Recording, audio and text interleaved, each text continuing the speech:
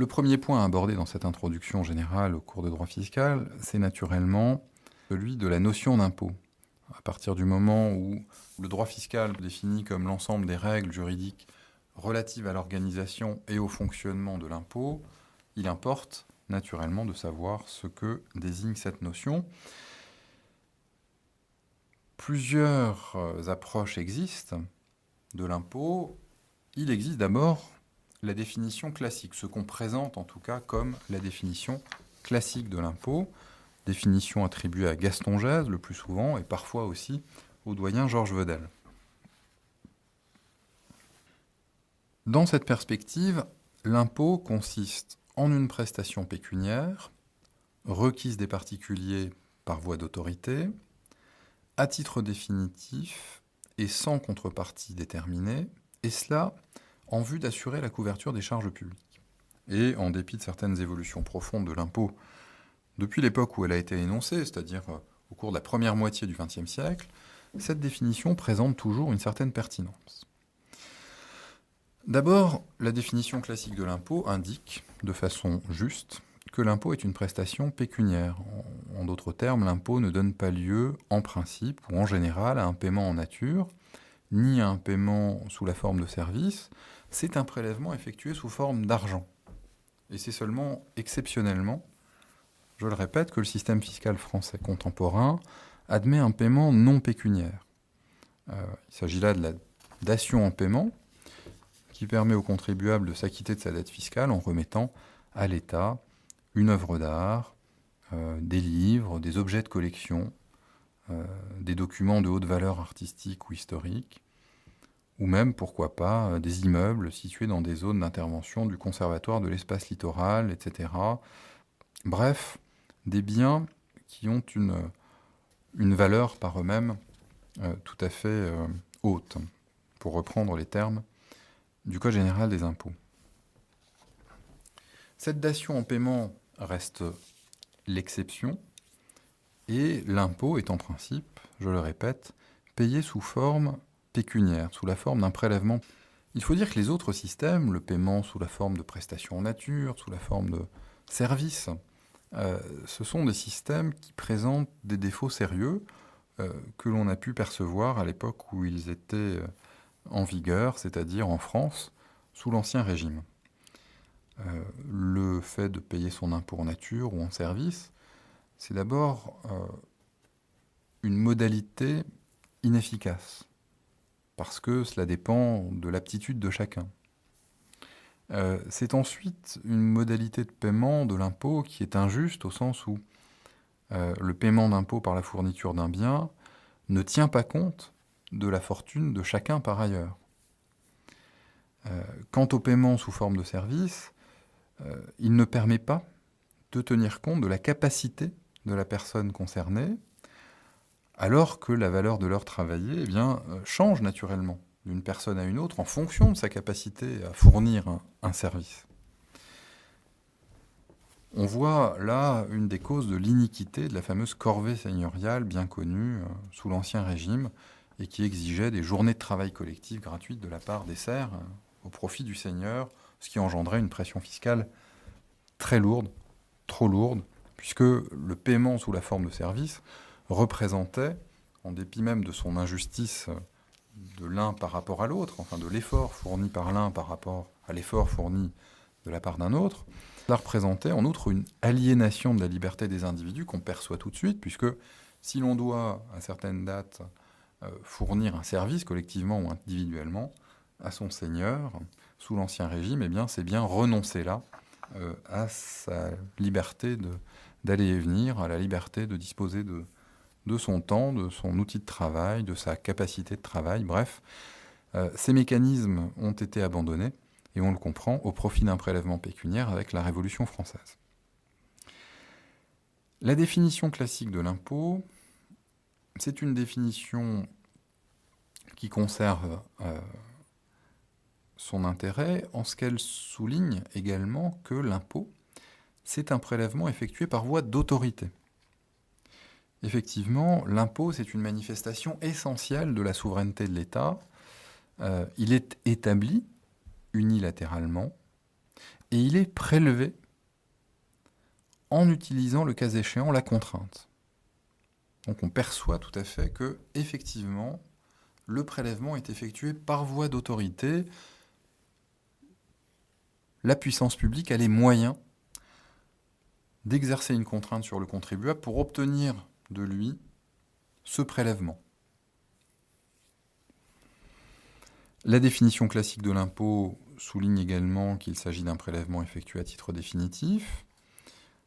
Il constitue pour les collectivités publiques qui en bénéficient une ressource qui ne devra pas faire l'objet d'une restitution, comme par exemple l'emprunt. Et naturellement, pour constituer une ressource définitive, cet impôt doit avoir été établi et perçu de façon légale, conforme à la légalité. À défaut, le contribuable peut bien sûr demander la restitution de la somme qui lui a été indûment prélevée.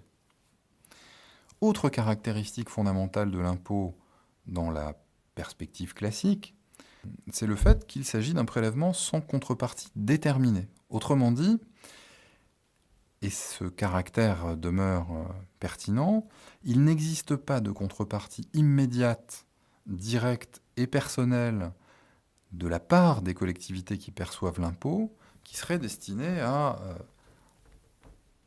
rétribuer en quelque sorte ceux qui payent cet impôt, satisfaire donc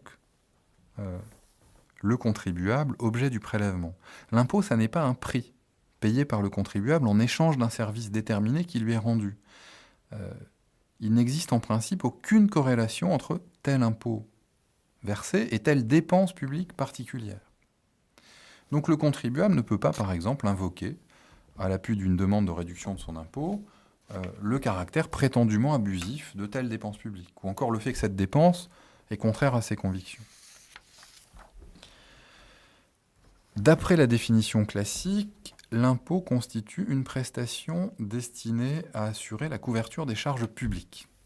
C'est là l'expression de la théorie économique libérale, qui limite le rôle de l'impôt à l'alimentation des caisses du Trésor dans un État chargé uniquement de fonctions régaliennes. Dans cette optique, l'impôt doit rester neutre, il ne doit pas modifier la situation comparative des citoyens, il ne doit être ni moralisateur ni protecteur, mais simplement être le pourvoyeur des besoins du Trésor. Cette définition classique de l'impôt, on le voit, continue de présenter un réel intérêt. Néanmoins, elle rencontre aujourd'hui un certain nombre de limites, parce que tout simplement elle ignore d'importants aspects de l'impôt qui sont apparus plus tard. D'abord, elle ne mentionne pas la progressivité de l'impôt. Elle ne mentionne pas non plus l'égalité devant l'impôt. Elle retient, en outre, on vient de le voir, une conception des buts de l'impôt assez étroite. L'impôt est limité à l'alimentation des caisses du Trésor. Or, sur tous ces points, il y a eu des évolutions. La progressivité de l'impôt s'est affirmée, on y reviendra. L'égalité de l'impôt a été consacrée constitutionnellement, l'égalité devant l'impôt, veux-je dire. Et puis, naturellement, les buts de l'impôt, et j'y viendrai dans un instant, se sont très largement diversifiés.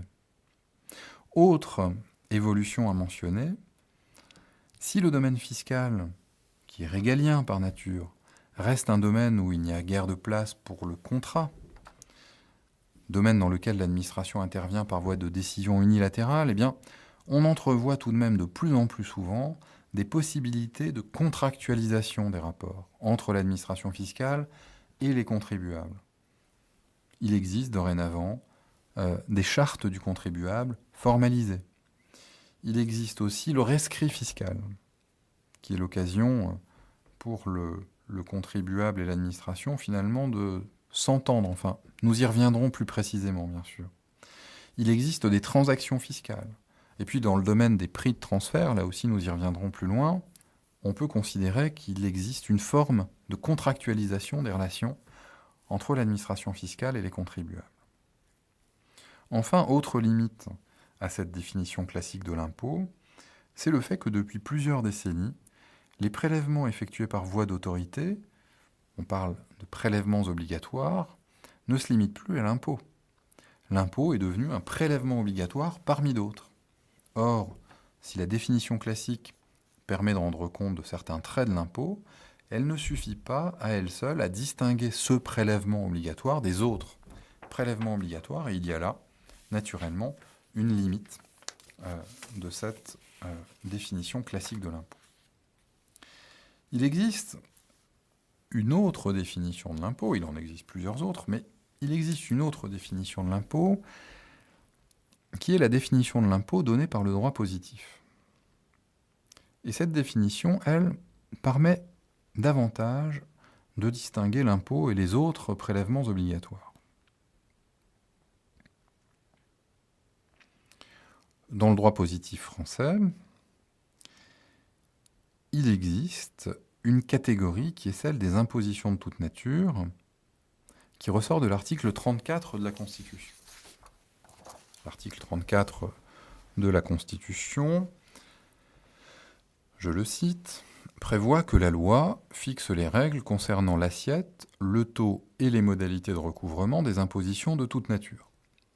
La Constitution ne donne pas de définition de cette notion, les impositions de toute nature, mais il apparaît que constituent des impositions de toute nature les prélèvements obligatoires qui n'entrent dans aucune des autres catégories de prélèvements obligatoires identifiées par le droit positif.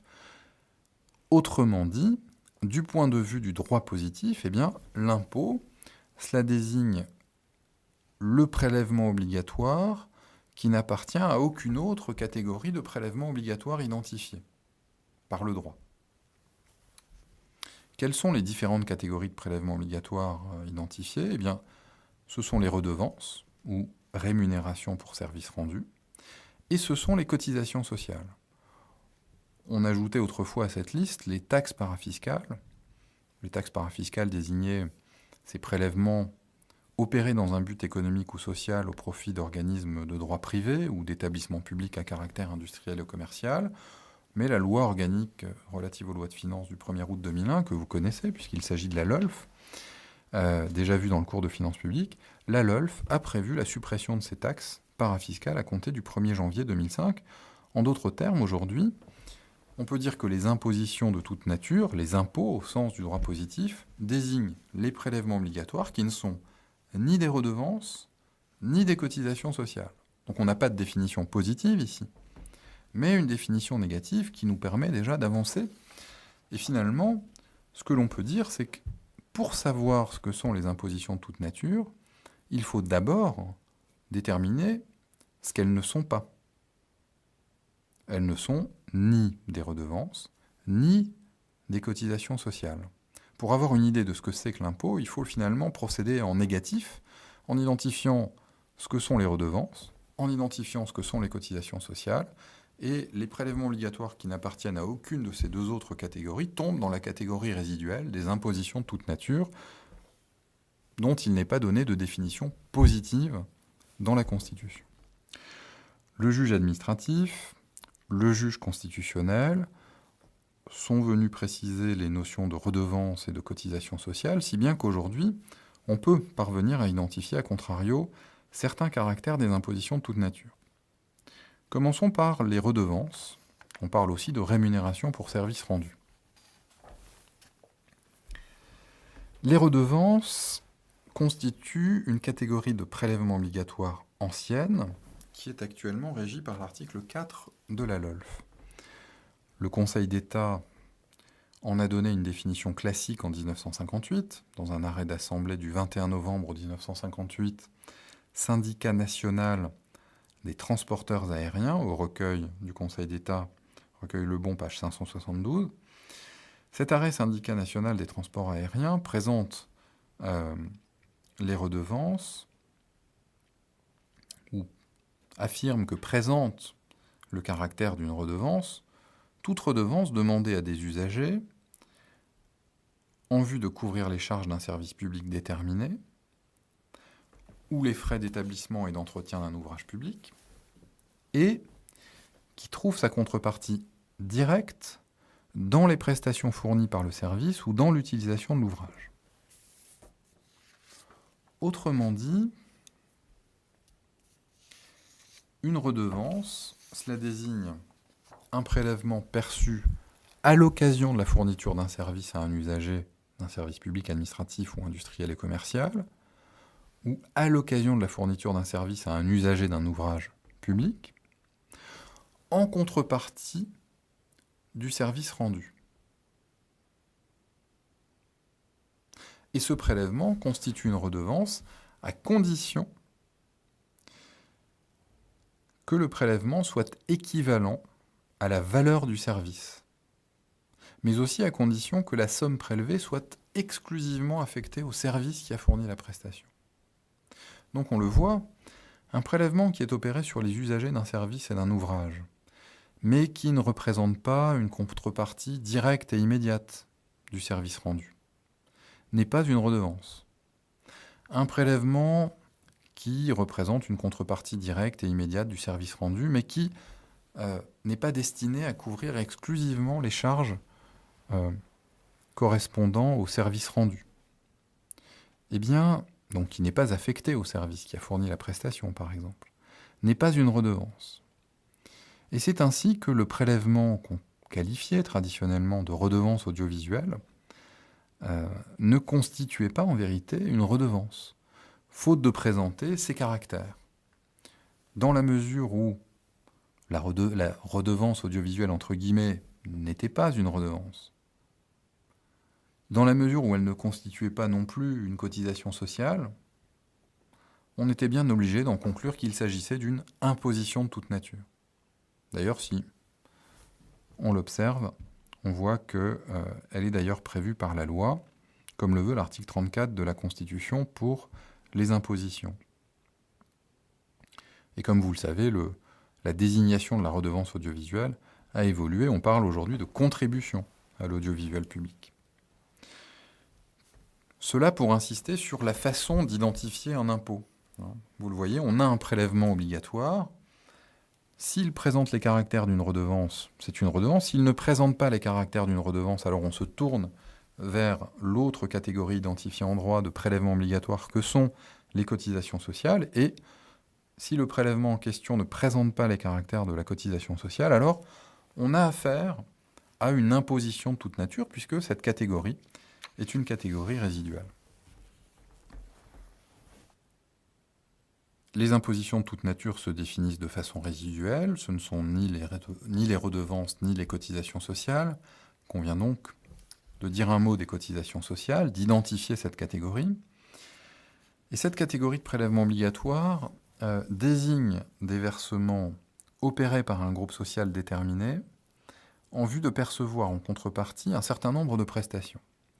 Pour être plus précis, les cotisations sociales, ce sont les apports versés par les personnes bénéficiaires de la protection sociale instituée ou par leurs employeurs aux organismes chargés d'octroyer des prestations sociales, sachant que ces versements ont pour but d'acquérir et de maintenir le droit à ces prestations. Et donc, on le perçoit immédiatement, les cotisations sociales se distinguent des redevances puisqu'elles n'ont pas pour objet de rémunérer un service rendu préalablement. En définitive, on le voit, l'impôt, c'est donc quelque chose qui ne présente ni les caractères de la redevance, en tout cas pas tous, ni tous les caractères de la cotisation sociale, et qu'il n'est pas forcément aisé de synthétiser. On peut tout de même identifier quelques grands caractères des impositions de toute nature, en disant d'une part que les impositions de toute nature, à la différence des redevances et des cotisations sociales, ne sont pas versées dans un but précis, et d'autre part que leur paiement ne donne pas lieu à une contrepartie déterminée. Il y a donc là une catégorie de prélèvements obligatoires qui présente effectivement une originalité tout à fait réelle, même si l'imposition de toute nature n'est pas définie positivement par le droit positif, on perçoit sa spécificité au regard des grandes catégories de prélèvements obligatoires qui, elles, sont positivement définies en droit.